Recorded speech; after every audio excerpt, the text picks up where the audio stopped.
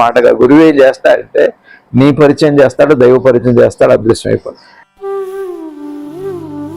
మనసుకి దేహభావం పోయి ఒక్కసారి ఆత్మభావం కలుగుతుంది. విరామం అంతా శివస్థితే.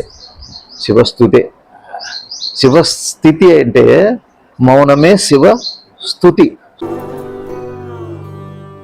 కానీ గురు సన్నిధిలో దేహభావన రాక, దేహాత్మ భావన రాక, ఆత్మభావన కలిగే మెలకువలో మెలకువ అప్పుడు వస్తుంది.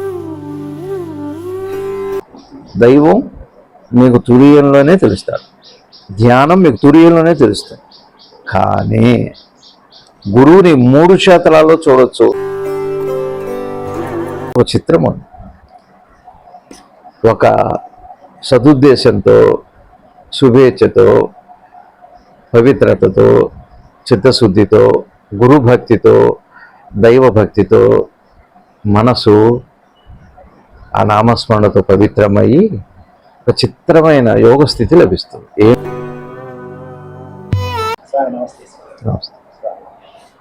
రమణ భగవాన్ వారి వద్దకి ఒక భక్తుడు వచ్చి అడుగుతున్నారు, నా ధ్యానంలో మధ్య కొంచెం విరామం కనిపిస్తుంది, నేనెవరు అని ప్రశ్నించుకున్నప్పుడు ఇది నా చెయ్యి, దాన్ని చూస్తున్నది ఎవరు, నా కన్ను కనిపించడం ఎలా, ఈ రీతిగా నన్ను చూసుకోవడానికి నాలో అర్థస్థానంలో నిలిచింది ఎవరు, ఇట్లాంటి సందేహాలు వస్తున్నాయి అని అడిగారు.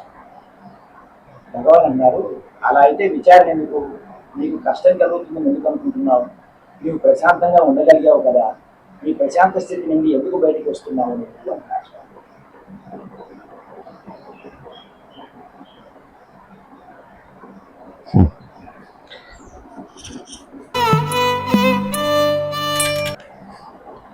ఓం శ్రీ శివానంద గురుభ్యో నమః. శ్రీ ఆంజనేయ పరబ్రహ్మణే నమః. ఆత్మబంధువులు, ఆత్మస్వరూపులైన అందరికీ నమస్కారం. ఓం నమో భగవతే శ్రీ శివానందాయ. ఓం నమో భగవతే శ్రీ రమణాయ. భగవాన్ శ్రీ రమణ మహర్షులు వారి పాదపద్మాలకి ప్రణమిల్లుతూ వారిచే అనుగ్రహించబడిన జ్ఞాన ధ్యాన యోగ బోధని మనం విచారణ చేసి అర్థం చేసుకునే ప్రయత్నం చేద్దాం. ఇది చాలా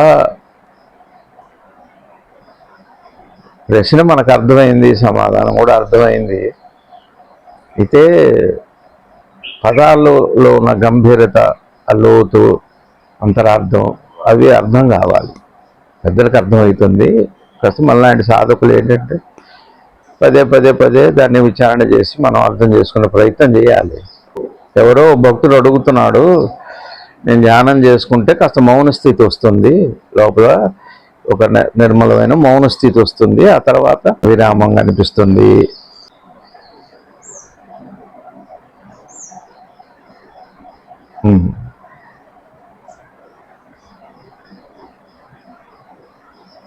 ఇక్కడ ఆ భక్తుడు అడుగుతున్నది ఏంటంటే మనందరి ప్రయాణం కూడా అదే.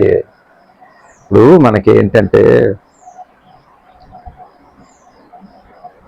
దేహ భావన లేనప్పుడేమో ఎరుక మిగులుతుంది. రవి గారు, దేహ భావన రాగానే ఎరుక పోయి ఏదో దాని పేరు విచారణనో, ఆలోచననో, జీవనమనో పేరు పెడతాం. అది ఒకటి. తర్వాత రెండోది ఏమిటి అంటే ఆలోచన ఆగిపోయి వచ్చే ప్రశాంతతకి నిద్ర అని పేరు. అది తెలియదు. ఆలోచన ఆగిపోయి ఒక విరామం ఏర్పడి ఆ విరామం తర్వాత మళ్ళా యోచన మొదలవుతుంది. అది అందరికీ ఈ సాధనా సమయంలో వచ్చే పరిణామమే. అసలు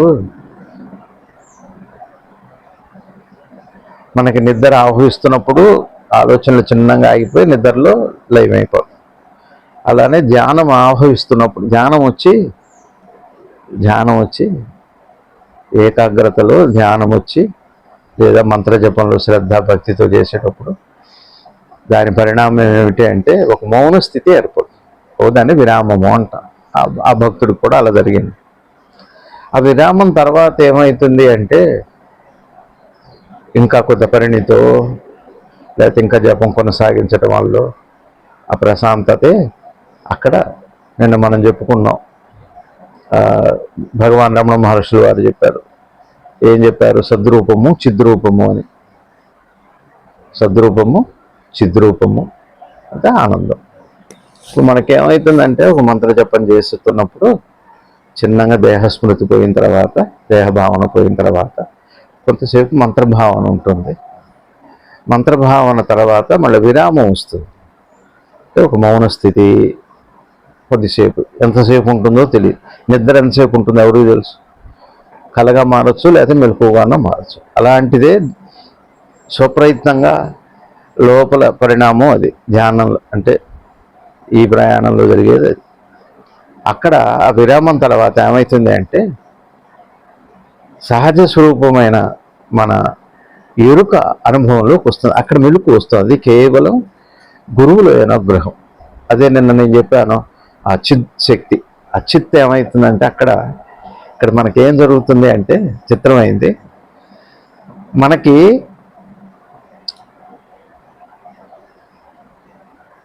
ఇప్పుడు మాట్లాడతాం, పని చేసుకుంటాం, రాత్రి అవగానే నిద్ర వహిస్తుంది, మత్తు వస్తుంది, చిన్నగా ఆలోచనలు సమసిపోతాయి, ఒక నిద్రా స్థితి వస్తుంది. ఆ నిద్రా స్థితిలో నిద్ర వస్తుంది. నిద్ర అయిన తర్వాత స్వప్న స్థితి వస్తుంది. స్వప్న స్థితిలో కరిగిపోయి నిద్రాస్థితి అన్నా రావచ్చు. స్వప్న స్థితి కరిగిపోయి జాగృత స్థితి అన్నా రావచ్చు. ఇది వై జంక్షన్ అన్నమాట. ఆ వై జంక్షన్ ఎలా ఉంది అంటే చిత్రం అయింది. వై జంక్షన్, ఇది మెలకువ, ఇది నిద్ర, మధ్యలో స్వప్నం అనుకోండి. ఈ స్వప్న స్థితి ఎట్లాంటిది? స్వప్న స్థితి ఏమిటంటే, స్వప్న స్థితి ఏమిటి? అది జాగృతము కాదు, నిద్ర కాదు. స్వప్నం నిద్రలో కాకుండా జాగృతంలో రాదు. జాగృతంలో వస్తే ఊహ అంట. నిద్ర స్వప్నంలో, స్వప్నం ఎప్పుడు నిద్రలో వస్తుంది అంటే నిద్ర కలిసి ఉంది. మరి స్వప్నంలో ప్రపంచము, ఆలోచనలు అన్నీ ఉంటాయి కదా. మరి అది జాగృతం కాకుండా రాదు. కానీ మిశ్రమ స్థితి, దాన్ని స్వప్నము అంటాం. స్వప్నం అంటే సుషుప్తుల యొక్క మిశ్రమ స్థితి, అంటే కొద్ది కొద్దిగా ఉంటుంది దీన్ని. అయితే ఆ వై జంక్షన్ అంటే అర్థం ఏంటి అంటే, స్వప్న స్థితి జాగృతంగానే మారచ్చు, ఆగిపోయి మెలకు వస్తాం. అబ్బో నాకు ఈ కళ వచ్చిందంట, ఆగిపోయి నిద్రలోకి వెళ్ళిపోతాం, అది తెలియదు, కానీ మళ్ళీ మెలకు వస్తుంది. అదే అంటాం, నిద్ర ఎప్పుడు పట్టిందో తెలియదు, కళ వచ్చింది, నిద్ర పట్టింది, మెలకు వస్తుంది, అంతే. ఇక్కడ ఒక చిత్రమైన స్థితి ఒకటి ఉంటుంది. సద్గురుదేవులు మనకి శివానంద భగవానులు వారు చెప్పారు, ఇది ఒక యోగ రహస్యం. మనం నిద్ర పట్టే ముందు ఏదైనా ఒక నామాన్ని శ్రద్ధగా పట్టేంతసేపు ఏదో ఒక నామం కానీ, గురుస్మరణ కానీ, లేకపోతే నేనెవరో నాకు తెలియాలని కానీ దాని మీద శ్రద్ధ పెట్టేటట్టయితే మామూలుగానే నిద్ర పడుతుంది. ఈ ఆలోచన, అన్ని ఆలోచనలు అయినట్టే ఈ ఆలోచన కూడా అవుతుంది, మంత్రం కూడా ఆగిపోతుంది. ఆ తర్వాత ఓ స్వప్నం రావచ్చు, ఆ స్వప్నం తర్వాత నిద్ర పట్టచ్చు, నిద్ర తర్వాత మళ్ళీ స్వప్నం రావచ్చు, మళ్ళీ మెలకు రావచ్చు, ఏదైనా జరగవచ్చు. అవై జంక్షన్లో ఒక చిత్రం ఉంది. ఒక సదుద్దేశంతో, శుభేచ్ఛతో, పవిత్రతతో, చిత్తశుద్ధితో, గురుభక్తితో, దైవభక్తితో మనసు ఆ నామస్మరణతో పవిత్రమయ్యి ఒక చిత్రమైన యోగ స్థితి లభిస్తుంది. ఏమిటి అంటే ఆ వై జంక్షన్లో ఏమవుతుందంటే, స్వప్నం అయిపోయి నిద్రన్న పడుతూ మెలుపన్న వస్తుంది అన్నా కదా, అట్లానే మంత్రజపం ఆగిపోయి విరామం వచ్చిందంటున్నాడు ఈ భక్తుడు. ఆ విరామం తర్వాత ఏమైంది? మళ్ళీ విచారణ, అంటే ఆలోచనలోకి వచ్చేసాం. విరామం తర్వాత మళ్ళీ ఆలోచనలోకి వచ్చాం. అట్లానే నిద్ర తర్వాత మళ్ళీ మెలకు వస్తుంది. మెలకు అంటే ఏంటి? జాగృత అవస్థ వస్తుంది. ఇక్కడే గురువు యొక్క అనుగ్రహం చేత, గురువే ఇవ్వాలి, ఇంకెవరు ఇవ్వాలి సృష్టిలో. అదే అంతర్యామైన గురువు, ఆ లోపల గురువు అంటే అది. ఆ గురువు అనుగ్రహం ఉంటే తప్పితే అచిత్ శక్తి ఏమవుతుంది అంటే జాగృత అవస్థ కాక తురియ అవస్థగా మారుతుంది.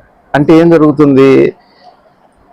ఆ విరామం తర్వాత ఏమవుతుంది అంటే తెలియని స్థితి కదా విరామం అంటే. మంత్రమో తెలియట్లా, నిద్రో తెలియట్లా, మెలకువో తెలియట్లా, ధ్యానమో తెలియట్లా, నిద్రో తెలియదు. ధ్యానమో తెలియదు, నిద్రో తెలియదు, జపం లేదు, మెలకువ కాదు. అదే కదా విరామం అంటే. విరామము అనే మాటకు అర్థం ఏంటంటే ఆలోచిస్తూ ఆగిపోయి నిద్ర పడితే నిద్ర. ధ్యానం చేస్తూ విరామం ఏర్పడితే ఆ విరామం అంటాం. అది రాముడుగా మారుతుంది. అంటే అర్థం ఏమిటంటే ఆ చిత్శక్తి గురువు అనుగ్రహంతో, దైవ అనుగ్రహంతో ఏమవుతుందంటే ఒక్కసారి అక్కడ ఎరుక కలుగుతుంది. విరామంలో ఆ సహజ స్థితిలో ఏం జరుగుతుంది అక్కడ? దేహభావం కాక నేను మీకు యోగ రహస్యం చెబుతున్నాను. ఏమిటి అంటే మన మనసుకి ఒక పక్క ప్రపంచము, ఒక పక్క ఎరుక ఉంది. దీన్నే భావం అన్నాం. మనసు అంటేనే కొంత ఇదాక చెప్పా కదా, స్వప్నము అంటే అర్థం ఏంటి? మిశ్రమం. జాగృత సుషుప్తుల యొక్క మిశ్రమం స్వప్నం.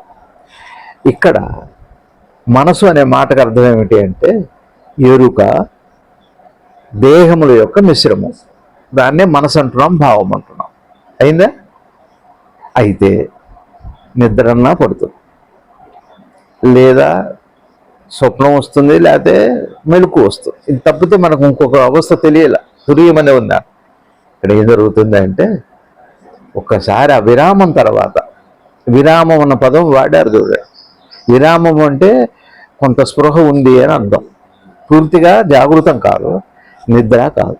చిత్రమైంది. విరామం అంటే జాగృత స్థితి కాదు, అంటే పూర్తి ఎరుక స్థితి కాదు. అలానే నిద్రాస్థితి కూడా కాదు, దానికి విరామం అనే పేరు. నిద్ర కాదు, మీకు అర్థమైంది? నిద్ర కాదు, జాగృతమైన ఎరుక కాదు. ఎరుక కొంత ఉంది, దాని విరామం అన్న మాట వాడాలి. అందరికీ ఆ స్థితి ఏర్పడుతుంది. సాధకులకు అందరికీ జపం చేసేటప్పుడు కొన్నాళ్ళ తర్వాత దాని సమాధానం అంటారు. కానీ ఇప్పుడు ఏం జరుగుతుంది అంటే ఈ మనస్సు కంటే ఈ భావకుడు అన్నాడు కదా, సాధకుడు జీవుడు అనేది అన్నాడు. ఒక్క క్షణం జాగృత అవస్థ రాదు, స్వప్నావస్థ రాదు. అట్లనే జాగృత అవస్థ రాదు, స్వప్నావస్థ రాదు, నిద్రావస్థ రాదు. ఒక్కసారి తన సహజ స్వరూపమైన ఎరుక దానికి, అంటే సహజ స్వరూపమైన సత్రూపము ఒక్కసారి చిత్రూపంగా అనుభవంలోకి వస్తుంది. ఆ విరామం తర్వాత నెక్స్ట్ అది ఆ వైజంక్షన్ ఏమవుతుంది?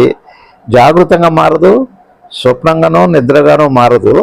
ఒకసారి ఎరుకగా స్వరూపంగా మారుతుంది. మనసుకి దేహభావం పోయి ఒక్కసారి ఆత్మభావం కలుగుతుంది. భావానికి అంటే ఎరుకకే తను తాను చూసుకునే ఒకానొక అద్భుత క్షణం, ఒక మహత్తర క్షణం. అది ఒక అనుగ్రహం. అది పునర్జన్మ. సాధకుడికి పునర్జన్మ. విరామం తర్వాత నెక్స్ట్ రాముడుగా మారే ఒక ఉత్తమోత్తమైన ఒక అద్భుత క్షణం అది. విరామం తర్వాత రాముడుగా మారే అది నిద్రలోకి జారదు, స్వప్నంలోకి మారదు, ఆలోచనలో కాదు, జాగృతం అంటే మళ్ళీ దేహస్మృతి వస్తాం. జాగృతం అంత వచ్చిందా అంటే దేహస్మృతి వచ్చేస్తుంది, దేహభావన వస్తుంది. ఒకవేళ అలా కాకుండా స్వప్న స్థితి వచ్చిందా అంటే మళ్ళీ ఆలోచన కొనసాగుతుంది, అది ఉంటుంది. కానీ ఈ విరామం తర్వాత ఒకవేళ భగవద్ అనుగ్రహంతో, గురువు అనుగ్రహంతో, గురువు ఏం చేస్తారంటే ఒక క్షణ వై జంక్షన్ పరిణామాన్ని చిన్న అక్కడ ఒక మార్పు సంభవిస్తుంది. ఒక విస్ఫోటనం అంటాను దాన్ని. ఒక విస్ఫోటనం ఏం జరుగుతుందో తెలుసా అంటే జాగృత అవస్థ రాదు, అంటే దేహ సంబంధం రాదు. పూర్తిగా సహజ స్వరూపమైన ఎరుక మాత్రమే దేహభావం స్థానంలో ఆత్మభావన అనే ఒక ఎరుక కలుగుతుంది. అది అతనికి పునర్జన్మ. ఇంకా తర్వాత సాధకుడికి అది తురియావస్థ అవుతుంది. అది అయ్యాకనే ఆ తర్వాత ఒకవేళ మెలకు వచ్చినా, జాగృత అవస్థలోకి వచ్చినా, ఈ ప్రపంచంలోకి వచ్చినా, ఈ ప్రపంచం యొక్క వాస్తవికత అప్పుడు అతనికి తెలుస్తుంది. ఆ భావకుడికి, చూచేవాడు, జీవుడు, ఏ పేరన్నా పెట్టండి, అతనికి ఆ ప్రపంచం యొక్క వాస్తవికత అతనికి బోధలోకి వస్తుంది. ధ్యానం యొక్క బోధ అతనికి వాస్తవికత, అతనికి అనుభవంలోకి వస్తుంది. దైవం యొక్క పదం యొక్క అర్థం అతనికి బోధలోకి వస్తుంది. గురువు యొక్క సంపూర్ణమైన జ్ఞానము గురువు యొక్క స్వరూపము, గురువు యొక్క సాంగత్యము, ఆ వైభవం అంతా అప్పుడు. కానీ గురువు అంటే ఎవరు, గురువు యొక్క అనుగ్రహం ఏమిటి అని అప్పుడు కాదు. అదేనండి, జాగృత అవస్థలో కూడా ఒక సత్పురుషుడు ఒక జ్ఞానిని అంటిపెట్టుకొని ఉండటం వల్ల ఏమవుతుందంటే, నిద్రావస్థలో అయితే దేహభావన కలిగి జాగృతం అన్నా వస్తుంది, దేహాత్మ భావన కలిగిన జాగృతం అన్నా, దేహభావన కలిగిన స్వప్నం అన్నా వస్తుంది. కానీ గురు సన్నిధిలో దేహభావన రాక, దేహాత్మ భావన రాక, ఆత్మభావన కలిగే మెలకువలు మెలకు అప్పుడు వస్తుంది. ఇప్పుడు మనకు మెలకు కాదు, మనకు కొనసాగేంత మెలకులో నిద్రే ఇది. కానీ సత్పురుషులను అందుకనే పూర్వం శిష్యులు గురువుల్ని వదిలిపెట్టేవాడు కాదు. ఆ గురువు సన్నిధిలో ఉంటే మెలకుగా ఉంటాం, జాగృతంగానే ఉంటాం. ఒక్క క్షణం ఏమవుతుందంటే ఆ ఎరుకకి, అంటే దేహాత్మ భావనకి దేహం తొలగిపోయి ఆత్మభావన ఒక్క క్షణం వెలుగులోకి వస్తుంది. లేచుండగానే, మాట్లాడుతుండగానే, లేదా సాధకుడికి విరామంలో జపం చేసి అయిపోయి విరామం తర్వాత ఒక అద్భుతమైన వెలుగు, అది తురియ అనుభవం కలుగుతుంది. యోగ రహస్యం అది. ఆ శూన్యస్థితి వస్తే ఒక మెట్టు ఎక్కినట్టు. శూన్యస్థితి రాలేదనుకోండి, చాలామంది చెప్పారు, చాలామంది సాధకులు చెబుతారు, జపం కొంతసేపు ఆగిపోతుందంటే నిద్రపోతున్నానో తెలియదు, మరి లేచున్నానో తెలియదు, ఏమిటి ఆలోచన ఆగిందో తెలియదు, ఏవో తెలియదండి. దానికి ఒకటే గుర్తుంది, చూసేవాడు గుర్తుపట్టచ్చు. జ్ఞానులు చెప్పారు, నిద్ర అయితే తల వాలిపోతుంది, అది నిద్ర కాని స్థితి అయితే ఎట్లా ఉన్నాడో అట్లా ఉంటాడు. ఇదే గుర్తు, మీకే తెలుస్తుంది. మీకు మెలకు రాగానే ఒకసారి తల వాలిపోయి ఉంటుంది, అదే నిద్ర కాకపోతే మీరు ఎట్లా ఉన్నారో అట్లా ఉంటారు. ఇదే గుర్తు, ఫిజికల్ సైన్ అది. మీకు నిద్రపోయారా, ఆ విరామం ఏర్పడింది అన్నది మీ ఫిజికల్ సైన్ తెలుస్తుంది, ఎవరో చెప్పక్కర్లేదు. ఈ ప్రకృతి భగవంతుడే మీ గురువుగా దేహంగా ఉంటాడు, గురువుగా మీ స్వప్నంగా ఉంటాడు, గురువుగా మీ సుషుప్తిగా ఉంటాడు, గురువుగా తురియావస్థ. గురువు దైవం మహా అయితే మీకు తురియంలో కనపడతాడేమో, కానీ గురువు యొక్క స్వరూపం ఏంటంటే త్రివిధావస్థలో ఉంటాడు. గురు బ్రహ్మ, గురు విష్ణు, గురుదేవో మహేశ్వర, గురు సాక్షాత్ పరం బ్రహ్మ, తస్మై శ్రీ గురువే నమః అంటే పరబ్రహ్మని మీరు తురియంలోనే చూడగలుగుతారు. దైవాన్ని, దైవం అనే పదానికి అర్థం, ధ్యానం అనే పదానికి అర్థం ఒక తురియంలోనే తెలుస్తుంది. కానీ గురు వైభవం ఏంటంటే ఈ 3 అవస్థల్లో, జాగృత స్వప్న సుషుప్తి అవస్థల్లో, 3 అవస్థల్లో కూడా ఎట్లయినా ఆయన మీకు తన స్వరూపాన్ని ఇవ్వగలడు.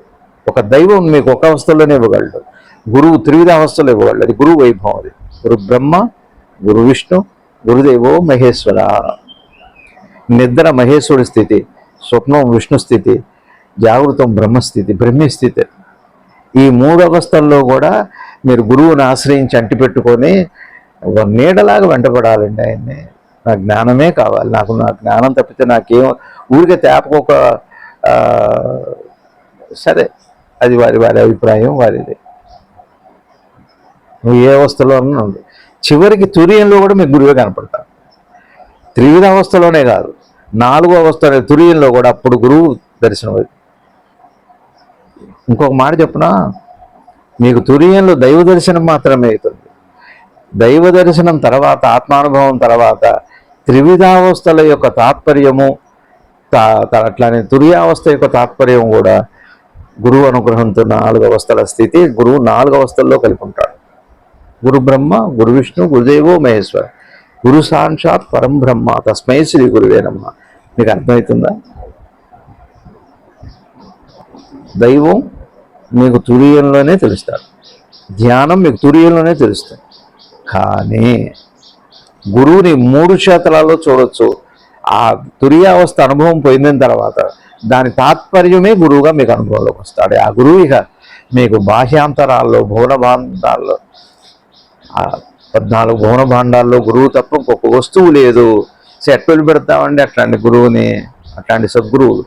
శివానంద గురుదేవుడు మళ్ళీ అట్లాంటి వస్తువు రాదు, ఉంది కాబట్టి రాదంటున్నాం. ఎప్పుడూ ఉంటాడు గురువు కాబట్టి రాదంటాం. రాలేనేది ఎందుకంటామంటే ఉన్నారు కాబట్టి. ఇప్పుడు ఉన్నారు కాబట్టి రాలేదంటాం, ఇప్పుడు ఉన్నారు కాబట్టి పోలేదని అంటాం. అది గురువుకే చెందుతుంది. అవతారాలు వచ్చిపోయినాయేమో కానీ గురువే ఎప్పుడు శాశ్వతంగా, పాపం ఆయనదే కష్టం. అవతారం దేవుని భగవంతుడు ఒకసారి తీసుకొని వెళ్ళిపోతాడు. మా గురువు ఇది చాలా కష్టం అండి, పెద్ద బాధ్యత గురువుది. నీ గురించి చెప్పాలి, అటు దైవం గురించి చెప్పాలి.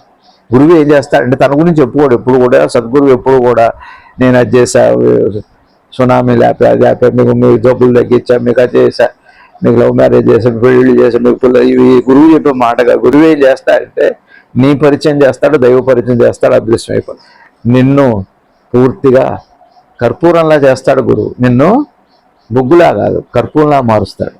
బొగ్గులాగా ఉంచేవాడు గురువు కాదు, నిన్ను కర్పూరంలా చేస్తాడు.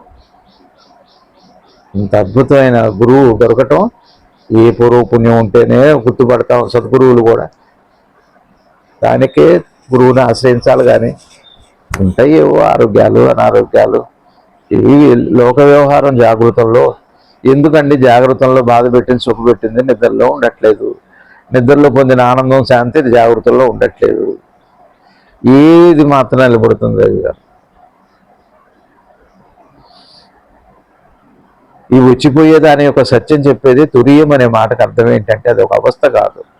ఈ రాకపోకల యొక్క అర్థాన్ని తాత్పర్యాన్ని చెప్పగలిగింది ఏదన్నా అది తురియము అనే మాటకు అర్థం.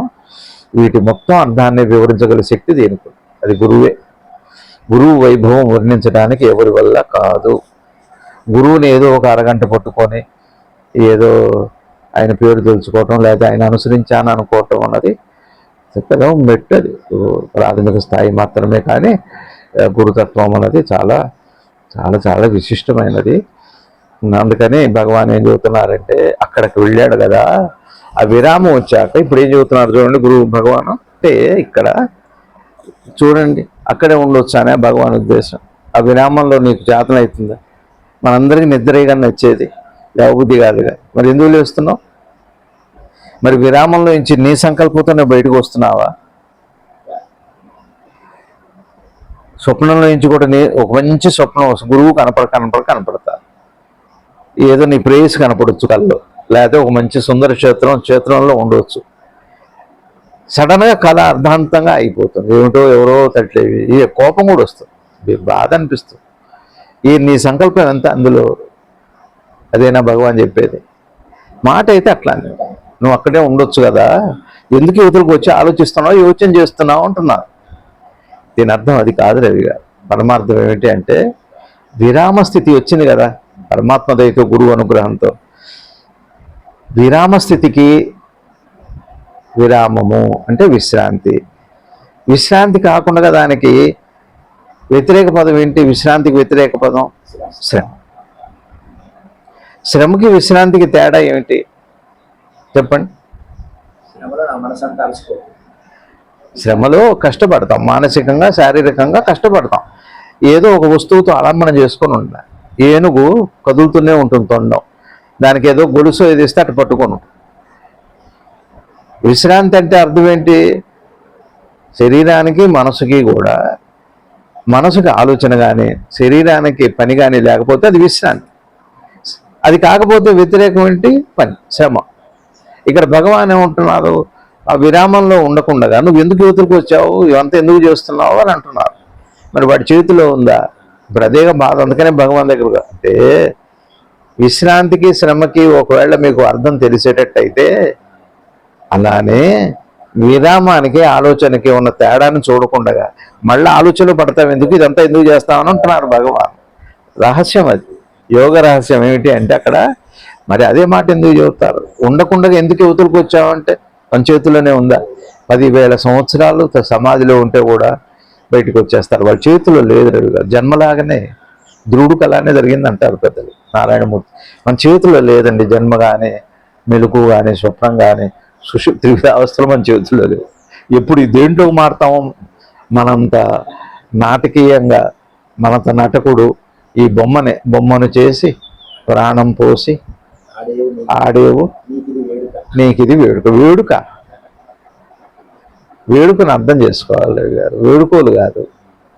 వేడుకను అర్థం చేసుకోవాలి. వేడుకొని ఏడుస్తే ఏం లాభం? వేడుకోవటం అంటే అర్థం చేసుకోమని అర్థం. వేడుకో, ఎప్పుడు వేడుకుంటాం? ఇక్కడ భగవాన్ ఏం చెబుతున్నారంటే, ఇప్పుడు నేను ధ్యానం చేస్తున్నా, రామ రామ రామ హనుమ హనుమ అంటున్నా. కొంతసేపటి దేహాత్మ భావన పోయింది. ఇకపోతే లోపల రామ రామ రామ అని దేహ స్మృతి లేకుండా చేసుకుంటున్నాను. కానీ రామ రామ అని జరుగుతున్నాను. అది కూడా ఆగిపోయింది. విరామం వచ్చింది. రామ శబ్దం ఆగిపోయి విరామం వచ్చింది. విరామం తర్వాత ఏం జరుగుతుందో తెలియదు. మెలకువ తెలియదు, నిద్ర తెలియదు. జాగృతము కాదు, సుషుప్తి కాదు. ఆ స్థితి తర్వాత మళ్ళీ ఒక క్షణం మళ్ళీ జాగృత అవస్థ వచ్చింది. రాగానే మళ్ళీ రామ రామ రావచ్చు. వచ్చాక మళ్ళీ జాగృతంలోకి వచ్చాక పనులు జీవనం వస్తుంది. నాది అది ఆగిపోయింది. అది ఏం జరిగిందో తెలియదు. అక్కడ ఏం జరిగిందో మనకి తెలియదు. ఎందుకు మెలకు వచ్చిందో తెలియదు. ఆ స్థితి బాగుంటుంది, కానీ అర్థం కాని స్థితి, వ్యర్థమైన స్థితి కాదు, అర్థం కాని స్థితి మాత్రం. ఇక్కడ భగవాన్ ఏమంటున్నారంటే ఎందుకు యువతలకు వచ్చావని అంటున్నారు. ఎందుకు యువతలకు వచ్చావంటే అర్థం ఏమిటి అంటే రాకపోకలు నీ చేతుల్లో లేదు. వచ్చిపోయింది దాన్ని అర్థం చేసుకునే అవకాశం నీకు. ఒక ఎలక ఎక్కడి నుంచి వస్తుందో చూసే అవకాశం నీకుంది, కానీ ఎక్కడుందో లోపల ఎక్కడ నీకు తెలిసే అవకాశం లేదు. బయటకు వచ్చాక ఏం చేస్తుందో తెలియదు, లోపల ఎక్కడ దాక్కుంటుందో కూడా నీకు తెలియదు. కానీ దాన్ని ఎక్కడో ఒక చోట కాపేస్తే ఎక్కడి నుంచి వస్తుంది దాని స్థావరం, ఓ ఇది దాని మడుగు ఇక్కడ ఉంది అని తెలుస్తుంది. మడుగు ఇక్కడ కూడా విరామస్థితికని రామస్థితికని. రామస్థితి అంటే శ్రమ, విరామస్థితి అంటే విశ్రాంతి. నిద్రకి మెలకు తేడా తెలియదా మీకు? నిద్రకి మెలకు తేడా తెలుసు, స్వప్నానికి జాగృతానికి తేడా తెలుసుగా, జాగృతానికి సుషుప్తికి తేడా తెలుసుగా, విరామానికి రామానికి తేడా తెలియదా? రామం అంటే సృష్టి, విరామం అంటే లయం. శివుడే రాముడైతాడు, రాముడు శివుడే. శివుడు రాముడైంది జాగృత స్థితి, రాముడు శివుడైంది సుషుప్తి స్థితి. రాముడు శివుడు అయ్యాడు అంటే వ్యవహారం అంతా రామస్థితే, విరామం అంతా శివస్థితి అంటే మౌనమే శివస్థుతి. స్తుతి అంటే మౌనము అనే. మీకు అర్థమవుతుందా? ఏం చెప్పారు ఇక్కడ భగవాను? బయటికి ఎందుకు వచ్చావంటే బయటికి రావటం రాకపోవటం కాదు, విరామంలో ఏం జరిగింది. రామానికి విరామానికి తేడా. అప్పటిదాకా జపం చేశాడు, ఏదో నామం చేశాడు, దానికి దీనికి ఎంతో తేడా ఉందా? ఎంతో తేడా ఉంది. అంతేకాదు, ఆ తేడాన్ని గ్రహించేటువంటి రామతత్వం కూడా అక్కడ, రామము విరామము రామతత్వము కూడా గ్రహించే శక్తులు, గ్రహణంలో చెప్పాగా. ఇలా చూస్తే కనపడేది చెట్టు, ఆ తర్వాత వేప, రావి, జువి అని అంటుంటే అది ఆలోచన, దానికి మనసు అని పేరు. మనసుకు అడ్రస్ ఉంది, ఓ డ్రెస్ ఉంది. ఎరుక ఆవలేదు. అంతే. ఇది తత్వము. ఇక్కడ భగవాన్ ఏం చెబుతున్నాయంటే ఆ విరామంలోని తత్వాన్ని. తత్వం అంటే అర్థం ఏంటి? అప్పుడు పూలికలోనేగా మీకు అర్థమవుతుంది, కంపారిజన్లోనేగా. సరే, ఇప్పుడు జ్ఞానం ఎవరికి రవి గారు? నిద్రపోయిన ఏమీ లేని నేను స్థితిగా, అన్నీ తెలుసు నేను స్థితిగా అంటే ఈ నేనికి ఏమి ఉండటం ఏమి లేకపోవటం తెలియటమే జ్ఞానం అంటే. ఉండటం అంటే ఏమిటి, లేకపోవటం అంటే ఆ రెంటి మధ్య కంపారిజన్లో ఉండే ఆ తేడాన్ని తెలుసుకోవటమే జ్ఞానం అంటే. తెలుసుకునేవాడు ఎవరు? నేనే. తేడాలోనే నేను పోతుంది. తేడా ఏం చేస్తుందంటే తేడా నేను సృష్టిస్తుంది, తేడా నేను పోగొడుతుంది. ఇదే జ్ఞానం అంటే. జ్ఞానం అంటే ఏది విభజన తీసుకొచ్చిందో ఏకతను కూడా అదే తీసుకొస్తుంది. అందులో ఉన్న తత్వము, పరమార్థము ఆ తేడా తెలిస్తే. రామానికి విరామానికి, రామము అంటే జాగృత అవస్థే, విరామము అంటే ధ్యాన స్థితిలో ఏర్పడే ఆ మౌన స్థితి, ముని స్థితి. తేడా మీకు అర్థమైందా? ఎట్లా గ్రహించారా, ఆలోచించారా? ఇప్పుడు నేను ఇప్పుడు మాట్లాడటం ఆపాను, ఒక అఖండమైన మౌనం, ఒక నిశ్శబ్దం వచ్చింది. గ్రహించారు మీరు, మీరేం ఆలోచించలేదు. ఆలోచన నిశ్శబ్దాన్ని భేదిస్తుంది. నిశ్శబ్దం ఆలోచన భేదిస్తుంది. నిశ్శబ్దం గ్రహించారు మీరు, ఆపంగానే నిశ్శబ్దం ఉంది, మాట్లాడగానే శబ్దం ఉంది, ఇది గ్రహిస్తారు. ఇప్పుడు శబ్దం ఏం చేస్తుంది? గ్రహించేవాడిని తయారు చేస్తుంది. నిశ్శబ్దం ఏం చేస్తుంది? గ్రహిస్తున్న వాడిని గ్రహిస్తుంది. అంటే ఇది భగవాను ఇది అది అన్నా నేను ఇందాక, ఈ పదాల యొక్క అర్థం పరమార్థం అక్కడి నుంచి బయటికి ఎందుకు వచ్చావు, ఎందుకు ఇంత శ్రమ పడుతున్నావు అని అంటున్నారు భగవాన్. ఇక నీ ఒక్కొక్క మెట్టు వెళుతున్నప్పుడు ఆ జరిగిన దూరం గ్రహిస్తున్నావుగా కాదా రవి గారు? మీరు హైదరాబాద్ పోతున్నారు, హైదరాబాద్ ఇంక 80 కిలోమీటర్లు అంటారు, కానీ ఇప్పటికి నువ్వు 170 కిలోమీటర్లు దాటి వచ్చావని అక్కడ వేరు. ఒక క్షణం అవతలికి వెళ్ళి చూస్తే ఇక్కడి నుంచి నువ్వు వచ్చిన దూరం అవతల వైపు ఉంటుంది, యువతల వైపు ఉండదు. ఇది తేడా ఉంది రవి, ఎంతో తేడా. ఆ ఒక్క మైలు రాయి మీదనే దగ్గర దూరాలు రెండు కలిసే ఉంటాయి. నువ్వు ఎంత దగ్గరకు వచ్చావు, నువ్వు ఎంత దూరంలో ఉన్నావు, ఆ మైలు రాయి చూపెడుతుంది. నేనంటే ఎవరో తెలుసా అండి? అటు ఇటు చూపెడుతున్న మైలు రాయే. నిజంగా మైలు రాయి అంటూ ఏం లేదు. దగ్గర దూరాన్ని ఏకం చేస్తున్న ఎరుక ఏదైతే ఉందో, ఎరుకకి దగ్గర దూరం రెండు కూడా ఆలోచన కల్పించింది. అది మీకు అర్థమవుతుందా? మీరు విజయవాడ నుంచి హైదరాబాద్ వెళ్తున్నారు, మీకు సూర్యాపేట నుంచి ఇంకా 110 కిలోమీటర్లని ఉంటుంది, హైదరాబాద్ 110 అని ఉంటుంది. ఎంత దూరం వచ్చాము అంటే మీకు వెనక్కి చూస్తే ఏం కనపడదు. కొద్దిగా ఆగి ఆ మైలు రాయి మీద చూస్తే విజయవాడ 150-200 ఉంటుంది. తెలిసిపోయిందా? ఇప్పుడు ఆ మైలు రాయిలో విజయవాడ ఉందా, హైదరాబాద్ ఉందా? నిజంగా నువ్వే ఉన్నావు. నీ ప్రయాణం ఉంది, నీ దూరం ఉంది, నీ దగ్గర ఉంది. మైలు రాయికి ఏ సంబంధం లేదు ఆ దూరంతో, ఆ దగ్గరతో, ఆ ఊరితో, ఆ ప్రదేశాలతో, దేశకాలాలతో ఎటువంటి సంబంధం. అట్లానే నీ ఎరుక ఎలా ఉందంటే నీ తిరుగుతావస్థలకు ఎటువంటి సంబంధం లేకుండా అట్లాంటి ఒక అద్భుతమైన ఎరుక స్థితిలో ఉంది అది. ఇది కదా గురువు చేస్తారు. ఇప్పుడు మీకు భగవాన్ చెప్పి ఇది ఎందుకు చేస్తావు విచారణ? వచ్చావుగా ఇక్కడ దాకా, అక్కడ దాకా రావటమే విచారణ పూర్తయింది. మళ్ళీ విచారణ చేయడానికి కాదు అది, విచారణ ఆగిన తర్వాత వచ్చిన స్థితి అది. మళ్ళీ విచారణ మొదలుపెట్టి మళ్ళీ మొదటికి వస్తుంది, మళ్ళీ దేహభావన వస్తుంది. దేహభావన పొయ్యాక విరామం వచ్చింది, ఒక శూన్యస్థితి. అక్కడ దాన్ని అర్థం చేసుకోక మళ్ళీ దేహభావంలోకి వచ్చి అదేదో చూసారు, తాడు పేరాక ఎంత పేరామో నిప్పి చూసుకుంటున్నట్టుగా ఉంటుంది. అలాంటిది కాదు అది, అదే ప్రశాంత స్థితి కదా. నువ్వెవరో తెలిసావు కదా, ఇప్పుడు నువ్వెవరో తెలిసావు కదా. అక్కడ జపం చేసినవాడు నువ్వు, ఇక్కడ మౌనం పొందినవాడు నువ్వు. మౌనం పొందింది నువ్వే అయితే నువ్వు లేవు అక్కడ. జపం చేసిన నువ్వులో నువ్వున్నావు, కానీ మౌనం పొందిలో నువ్వు లేవు అంటే నేను లేనన్నమాట. ఎందుకు బయటకు వస్తున్నావు?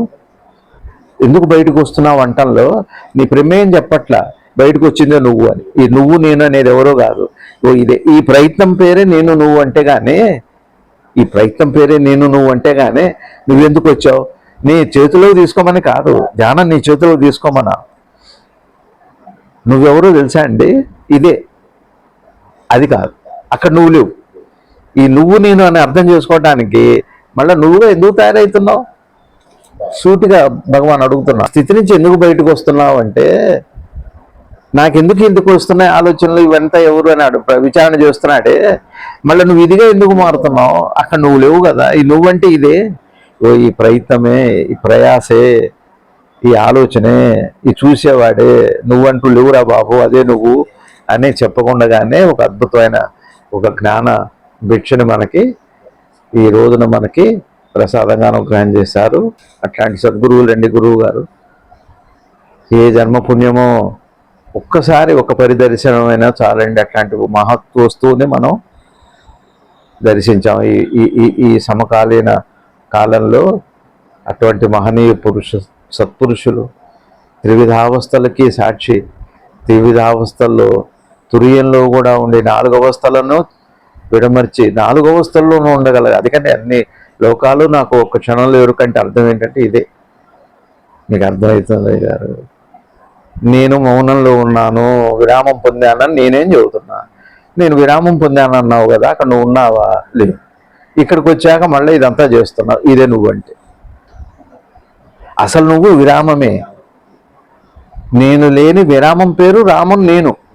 నేనంటే ప్రయాసపరుడు, ప్రయత్నపరుడు, ఆలోచనాపరుడు, ఆవేశపరుడు కాదు, అవిరామమే అని అందించారు. శ్రీ భగవాన్ రమణ మహర్షి వారి పాదాలకు ప్రణమిలుతూ ఓం నమో భగవతే శ్రీ శివానంద. భారత్ మాతాకు జై.